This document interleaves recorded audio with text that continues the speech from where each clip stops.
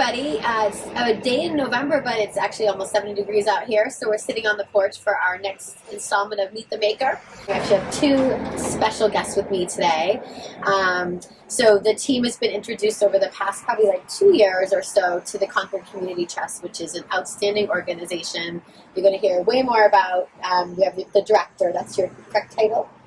Executive Director Jennifer with us, and Darcy, whose family has been very involved. Darcy's one of our buyer agents here, as I'm sure you all know, but has been very involved with this awesome organization. And to me, what's drawn me to it so much is that it sort of encompasses so many different things. Like, you're bringing together so many different people within your community, businesses, nonprofits, schools, and I'm sure there's more that you're going to tell us about, but I've never seen anything like it, and it's been just super impressive. So because Darcy's been so personally involved, I wanted to kind of have her, run this interview, and we all just went to a great event at Nishotic together that they're going to tell you about as well. So let's have you kick it off and pass the torch to you. All right. Pass the mic. All right.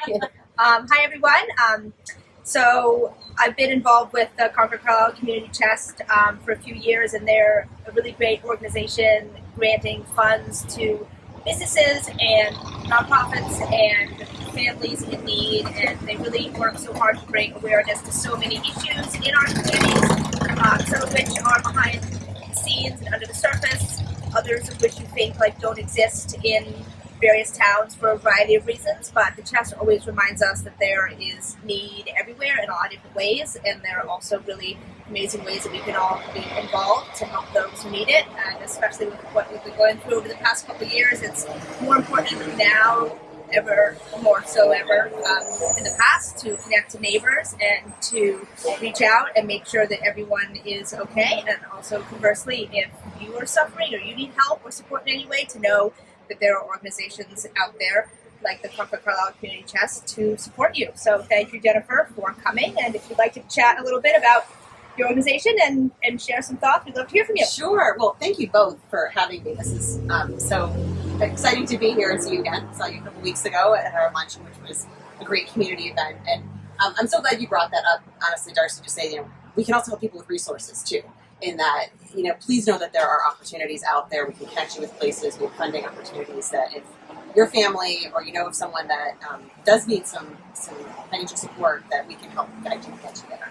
And people don't always realize that because we live in these incredibly beautiful communities and that are rich in many resources, but yet there's a lot of need that is here too. And we don't always see it in the same way that we see in the cities, but yet they do exist in our schools, down the street from us, everywhere in our towns, and to say, okay, how can we help? And that's why I appreciate you guys for putting this out there and for supporting it. So thank you. The Community Chest is a long-standing organization. Actually, we started in 1947, so well before my time, and it's been really an institution in Concord and Carlisle for many, many years, where we engage our neighbors, our friends, to support us financially, for businesses to support us, so that we can collect funds and then distribute it out to nonprofit organizations that help our community. So everything from supporting, youth, elders, chronically disabled, low-income families, people who hit an emergency situation, scholarship programming, kind of runs the gamut of human service organizations that we support, and it really has taken all of our community and individuals to get us there, and everywhere, frankly, to do that. So it's kind of a all hands on deck in many cases, and just our organization is based on a lot of volunteers. We have a small staff. I'm one of 4, but we also have about 75 volunteers. 75? Yes. Oh, that's awesome. That's huge. Amongst all of our committees, people really help in so many ways to make all of it a reality. That's so awesome. And tell us a little bit about how you are. I feel like you're kind of at this great vantage point where you're seeing into a lot of different things. There's so many of us are you're super involved with the schools, but maybe you're not understanding what's happening like with the police station or other Right. organizations within town. So how does that work on a daily basis? Like, do you have board members from, like, I know your wife's on the board, right? Mm-hmm. So do you have board members from various other organizations in town, or like how does that work? Because I think it's fascinating. Yeah, no, it's important to be that position in town. We have board members who, yes, bring a whole host of assets, whether it's, grant writing background or financial backgrounds or lawyers or accountants or investment folks who bring their expertise to the table. But we also have longstanding relationships with, chief of police, the director, or the superintendent of schools, Who's amazing. town manager, who's a rock star. Yeah, we love Yes, her. Lori Hunter. Yeah, yeah. Just had a call with her this morning. Oh. The town manager, the rec department. I mean, so, and of course, the many nonprofits that we support, on average, I would say we support 25 to 30 nonprofits a year. And so we have relationships with a lot of these folks for many, many years. And so they help us keep a pulse on the needs that they're seeing. Yeah, so they go to you and say, hey, especially the luncheon that we went to was all about, kind of surviving and thriving and learning from the pandemic. And you had a great panel of different people, including your superintendent from Concord-Carlisle. Or she's Concord. Does Carlisle have their own? She's all the Concord schools and the high schools. So she's okay. She's not Gotcha. Concord. Thank you. But it was so interesting to hear about. So do people bring you, when they say, hey, we're starting to see this need, or is it just a combination of, sort of? It's both, honestly. Part of it's relationships, which I've had with many of these folks for a long time, and not just myself, but our board as well. But people come to us when they're asking for funds for a project that they want to run, or some program, or even just in their regular operating costs of running their organization. They come to us saying, we need to do this, we need to get funds from you. And that's when we go through our process. We call it our allocations process. And volunteer community members actually sit on this program, this committee, reviewing grant applications by the nonprofits, and then review them and decide how the funding gets distributed. So that's something we do annually. Well, it'll be kicked off in, grant applications are due in January, and the committee will kick off in January, and it goes until May. And then you all, I think, came to the Day of Giving back in June when we actually present the grant awards. Oh, so cool. And is it a surprise to people that are getting them? Do they not know? I let them know before. Yeah, I do let them know. They appreciate knowing, if they're getting something, how much. Right. But they do all want to show up and be there because it's an exciting celebration. So And they're all supporting each other. Absolutely. Even if it wasn't their Yeah. time or whatnot. So what's on your desk right now? Like, are you able to talk about, like, what are some of the needs that you're seeing, or some exciting Sure. grants that maybe worked out this past year, especially where things were so different? Well, so one of the other ways, and so I'm glad you asked this, is we actually recently conducted a needs assessment in our community the earlier part of 2021. We worked with a consulting firm to actually reach out to community leaders, individuals experiencing hardship, the nonprofit organizations we work with, doing interviews, and collected a lot of data throughout national sources to actually get a really holistic picture of the needs in Concord-Carlisle. And the report, we now have a report, and I've been sharing it out with people to really look at, okay, one, are we doing what we said we're doing and addressing the correct needs and needs that are present today for our towns, but also to share with the community to say, did you know this? Did you know this is really what's happening and where people need help? And then maybe you thought it was this, but it's actually, mental health, I will say, is one of the biggest across the board needs, particularly for youth, but also amongst other ages, elders in the isolation that they experienced from COVID certainly increased the mental health needs there. I actually just had a call this morning with Dr. Hunter and the school group leaders around that, and thinking of how do we work together now that we know this to try to implement some programs that are going to take effect. So conducting this needs assessment has given us a lot of information, and to tell us that mental health is a big issue, but also that affordability in our communities is a challenge, and that for some folks that come into the community, they can't always stay here because there's a high cost of living. And so how can we help them remain in the community, that they become a fabric? Their kids are in their school, they may be working locally, going to programs and whatnot, but then it's just difficult to stay here because of high cost of living. So interesting. Yeah, and that makes, both of those makes so much sense, but it's so interesting that you sort of did the like crowdsourcing. Mm-hmm. So it wasn't just, because I feel like, if you talk to 5 people, you might hear 5 different things, or one person might feel more passionate about one thing over another. But if you're really looking at like grassroots, like, and kind of like tell us the truth too, right? Because I think sometimes it's hard to address, things like mental health, right? It's hard. And that is unfortunately a national and statewide Yes. problem. Yes. We will not be able to solve that on our own by any stretch of the imagination. I wish we could, but but we can try to do what we can. We can chip away. Yeah. We can locally try to do something. And you're opening the door for the discussion. Yes. And I think that's because there's so much stigma around it. It's getting so much better, but since like we were kids, right? It's been those things people don't feel comfortable talking about, and I find like we try to do things on a small scale here in Bedford where we'll reach out to the someone at the schools and be very discreet, because I find that oftentimes the people that need the most help won't ask. They don't know who to ask, or they're embarrassed, and it's so we try to do just very discreetly, and it sounds like you have some really good methods in place for that too, where you can identify where the need is, and there doesn't have to be fanfare around it. It's just quietly knowing that you guys are there to help. Right. Well, and that is actually one of the other pieces that came up in the needs assessment was the shame factor. Mm-hmm. And you hit it the nail on the head there. People don't always know that resources are available, especially if they've never needed them before. Right. But also, people are afraid to ask for help because they're embarrassed by it, and especially if they've been doing very well and living in the community and living their life with their family, and then things happen. People lose a job, someone passes away. Unfortunately, things happen in life that really can change your circumstances, and if you don't know who to ask for help or how to reach out, and you feel shameful in doing that, often it spirals. Yeah, until absolutely. in a place where people, it's almost too late. Right. And then they have much larger problems at hand.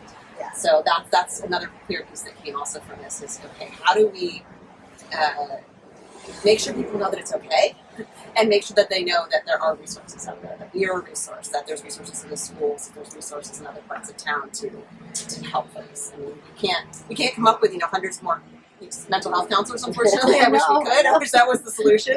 But we can try to do something, some creative program, I'm sure, or something that would work. Yeah, and supporting. Forgive me for forgetting. Was it Elliot or who? Elliot Center, yes. It was that. That she spoke, the director, right? The director Yes. spoke at the luncheon about that too, and how they've had to pivot everything. And I imagine too, there's got to be a lot of power, sort of, in the numbers, like where you have people at like eyes and ears and so many different areas, right? Because again, I feel like we all get into like if all of a sudden like your parent is going through something and you're starting to realize what elder care is about, but if you've never had to do that, you just don't really think about it blessedly, right? And then same thing with like, we all have young kids in the schools, so we're very, very much focused and wanting to help out in the schools, but you're in this great position where you can kind of say, hey, like, let's make sure we're paying attention to everybody. Absolutely. Around, various parts of the community. Yeah, absolutely. No, and I mean, in the elders in our community, they actually represent a third of our population in Concord, and more than a third in Carlisle. They're really, and that's higher than most of the surrounding towns around us. So interesting. They're a really large percent of our population, and they need resources. And while there are some amazing organizations, that we have the Council on Aging in both towns, we have Minuteman Senior Services, Concord Elder Services, there's a lot of wonderful senior organizations, and they're doing a lot in so many different programs. Those are working. There's still some need. It's amazing how we have some good infrastructure in place and that there's still gaps. Yeah. And so how do we fill those gaps, and who do we work with in addressing them? So yeah, it is. I do see the gamut, which is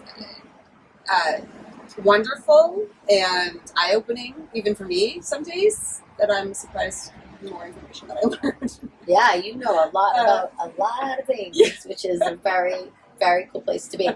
And where does most of your funding come from? Is it coming from businesses in these communities? Is it coming from private, residents, or? It's mostly individuals. I would say it's about 85% individuals and 15% businesses at this point. So we're still trying to drum up more business support. We thank the ones who are so loyal and amazing to us. But yeah, I mean, I think part of it's the long history that the Chest has had with individuals. I mean, literally back in the 40s and 50s, probably the 60s, they would knock on people's doors to collect money.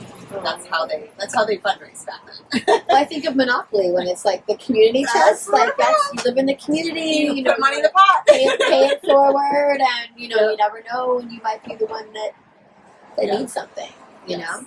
Now, is there one thing that comes to mind that makes you most proud, whether it be just like in the organization as a whole, or a certain project or connection or something that that to you personally really resonated? Oh goodness, there's honestly been a lot in the last year and a half. I bet, yeah. Because it's been a dynamic year, as it has for all of us.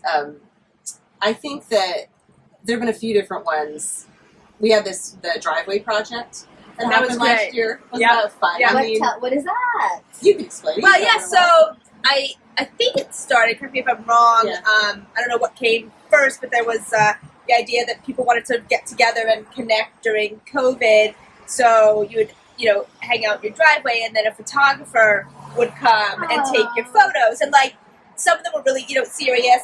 And it was the first time probably my family had our hair cut and put on some fancy clothes in quite a while. No sweatpants. I was like, okay, guys. And it was great. And so the photographer would come and you could, sit on your front steps or in your driveway and have funny or serious. And then I would look through all of them. And, there were some great ones. Like a lot of families had like themes, like they put on all their swim outfits or their, or all their sports stuff. And then, and a lot of people got new puppies, and so they're like, oh, there's their puppy. So it was a nice way to bring the community together at a time. I hadn't seen any of these people for a long time, but to be able to look at all these photos as they came out, and then the photographer was amazing, and then you made a donation to the Concord-Carlisle Community Chest through this. So it was a way to cool. bring the community together from your driveways. Right. Wow. Virtually. So can I ask some of the logistics? So did somebody volunteer? Like, did the photographer volunteer, and then all the money went back to the chest, and then you shared the pictures on your Facebook page? Yes. Kate Rennie is a photographer, and it was mostly her brainchild to try and do this. She loves the chest. She's been a great supporter of us, and said, "I'll go do this." She was the one who did most of all the photography. She posted it on Instagram. So fun. It was a driveway project, and the donations came into us, which really were amazing. They helped not only for COVID situations that we were experiencing and helping individuals, but also we have an emergency fund program called the When in Need Fund, and the funds have gone into that pool, which we still use now to help families that are experiencing emergency need. Wow. So it's still making an impact. Win-win. Yeah, because the families have fun. Mm-hmm. Yeah. And then your kids are like, what's this about? And then you're able to tell your kids, this is... And look at the pictures of some of their friends who they hadn't seen their friends in a long time, and you sort of felt like you were connected in a really nice way that we were all longing for. And you felt more than ever, obviously, a way, because we all wanted to help the community, and we didn't know how. And this was a nice way to connect within the community and also support the community in an outward way. So it felt very sort of nice sort of interior family movement, but also an exterior way to support the community. That's so awesome. Sounds like fun, and it's like a true win-win. We have people that do this kind of stuff, honestly, and that's what you say about the outreach piece. We, amongst all of our volunteers, but there are just community members that will pop up like that. Kate, we had Chris, who is a hairdresser that works in Concord Center, and overheard some clients speaking around, so one of whom was involved with the chest and talking about some families that were in need, and there was a particular situation of a family that was in a dire strait, and she said, oh my God, how can I help? And so she collected tips that she was getting for the whole month of October and was donating all of those to Chest, to the When in Need Fund, or emergency fund.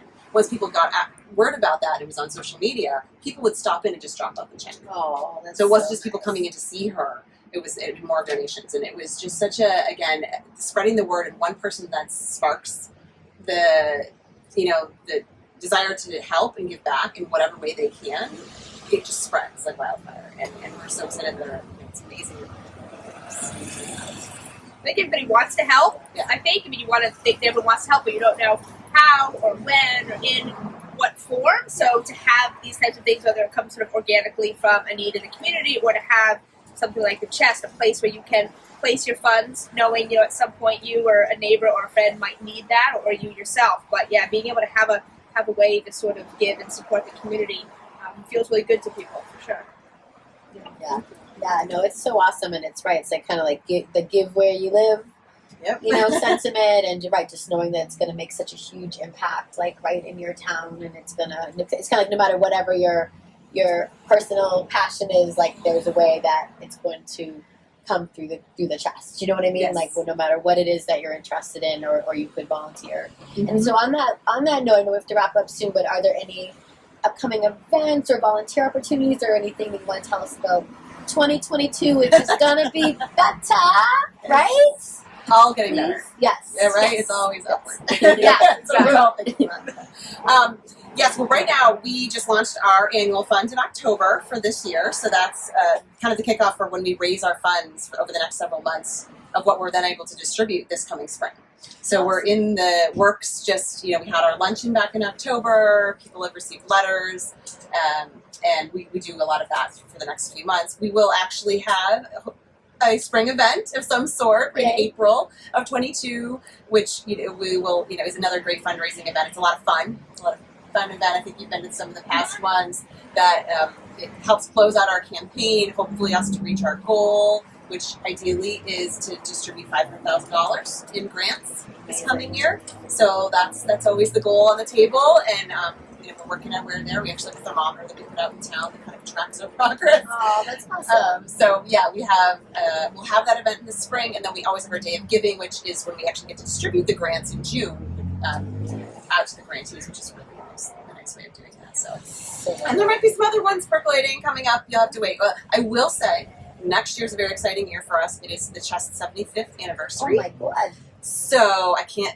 leak too many surprises, but we do have lots in store coming next year and through next fall to take some. Yeah, well, it's exciting. Well, happy you. anniversary. Thank